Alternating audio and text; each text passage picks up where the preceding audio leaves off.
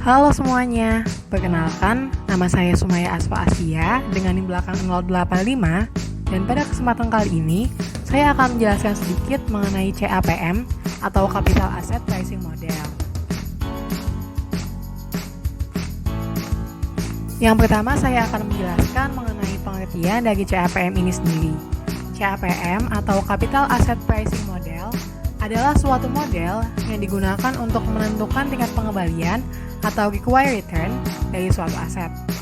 Capital Asset Pricing Model ini digunakan untuk menunjukkan hubungan antara return dengan resiko investasi. Dasar pemikiran dari CAPM atau Capital Asset Pricing Model ini adalah semakin besar return yang diharapkan atau tingkat keuntungan yang diharapkan, maka semakin besar pula risiko investasi yang menyertainya. Atau dalam arti lain, semakin besar risiko dari suatu investasi, maka semakin besar pula tingkat keuntungan yang akan diminta oleh investor.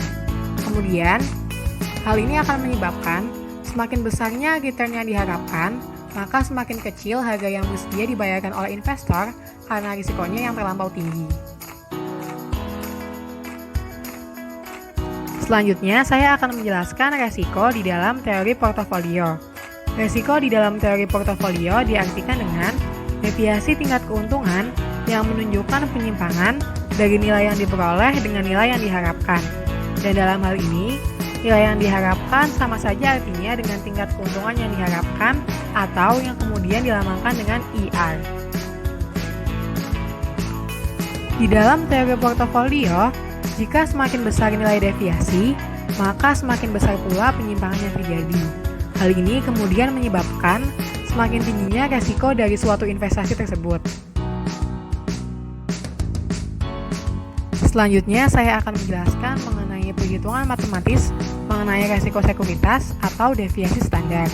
Sebelum kita melakukan perhitungan deviasi standar, maka yang harus kita lakukan adalah melakukan perhitungan untuk menentukan tingkat keuntungan yang diharapkan atau IR.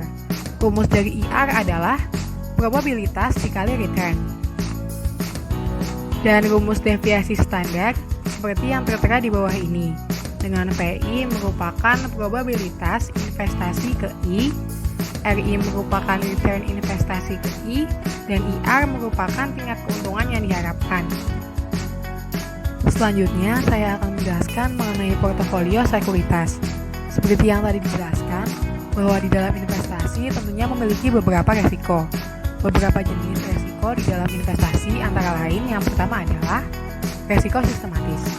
Resiko sistematis adalah bagian dari resiko yang tidak dapat dihilangkan. Selanjutnya adalah resiko tidak sistematis.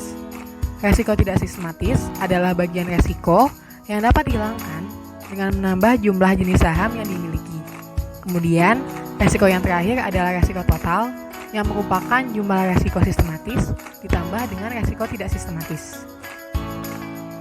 Resiko investasi ini tentunya perlu dikurangi ataupun diminimalisir. Oleh karena itu, investor membutuhkan portofolio sekuritas. Portofolio merupakan kombinasi dari beberapa jenis sekuritas yang dimiliki oleh investor. Tujuan dari portofolio sekuritas ini adalah untuk mengurangi ataupun meminimalisir resiko yang terjadi pada saat berinvestasi. Portofolio sekuritas bekerja dengan cara investor melakukan diversifikasi atau penyebaran resiko dengan cara tidak hanya berinvestasi pada satu wadah yang sama. Dan selanjutnya, saya akan menjabarkan sedikit mengenai perhitungan matematis tingkat keuntungan portofolio. Rumus dari tingkat keuntungan portofolio adalah sebagai berikut. Dengan RP adalah tingkat keuntungan portofolio, RF adalah tingkat keuntungan bebas resiko, RM adalah tingkat keuntungan pasar, standar deviasi M adalah standar deviasi pasar, dan standar deviasi P merupakan standar deviasi portofolio. Dan yang terakhir, kita masuk pada perhitungan sistematis mengenai Capital Asset Pricing Model dengan rumus sebagai berikut. IRI merupakan Expected Return Sekuritas I, RF merupakan Risk Free Rate ataupun investasi tanpa resiko, Beta merupakan non-diversifiable risk, dan yang terakhir adalah RM merupakan market return. Sekian dari saya, terima kasih telah menonton.